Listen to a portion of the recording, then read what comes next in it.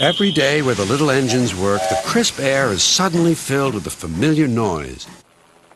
The lakes and mountains have many visitors, and Harold the helicopter flies the sky, making sure that no one is in trouble. All present and correct. Time to return to base. Then Harold noticed something. A sturdy diesel was coming round the mountain. Harold flew lower for a closer inspection.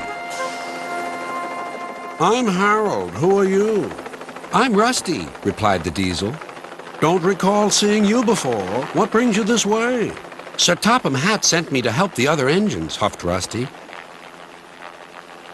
This was no time for a chat with a helicopter. Well done. Cheers, and keep up the good work.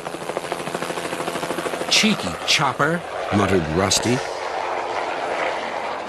Not long now, encouraged the driver. We'll soon be at the top station. Peter, Sam, and Sir Handel were glad to see Rusty. Even so, Sir Handel wouldn't stop grumbling.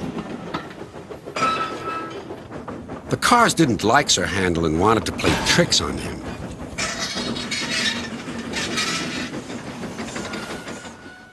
No one understands our feelings, sympathized Gordon. Now, if you were ill, you couldn't shunt cars, could you? Good idea, replied Sir Handel. I'll try it.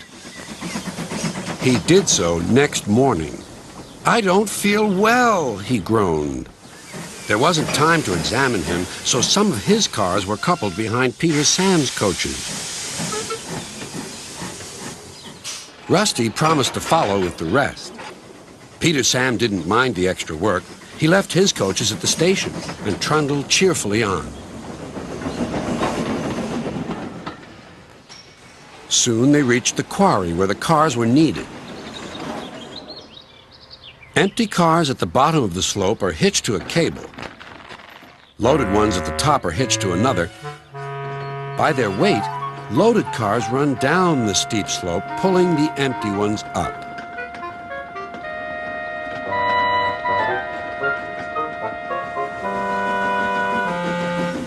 Peter Sam duly waited at the bottom of the slope for the loaded cars.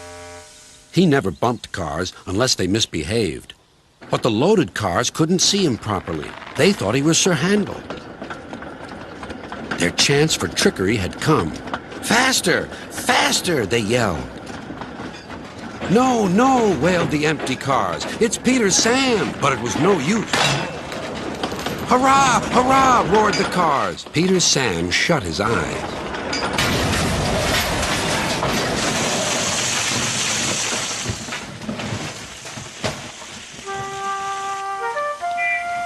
Beep! Beep! Wailed Peter Sam.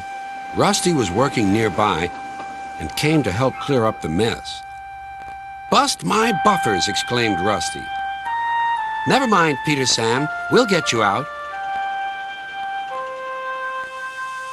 Peter Sam felt battered.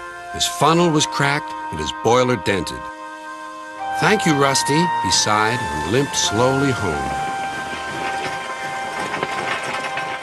I'm sorry about your accident, said Sir Handel. I always stand well back. Cars don't like me. Why didn't you warn me? I didn't think. You never do. You can start thinking now while you're doing Peter Sam's work as well as your own. That'll teach you to pretend you're ill. Sir Handel did start thinking about Gordon. When the wreckage was cleared away, Rusty set off along the line.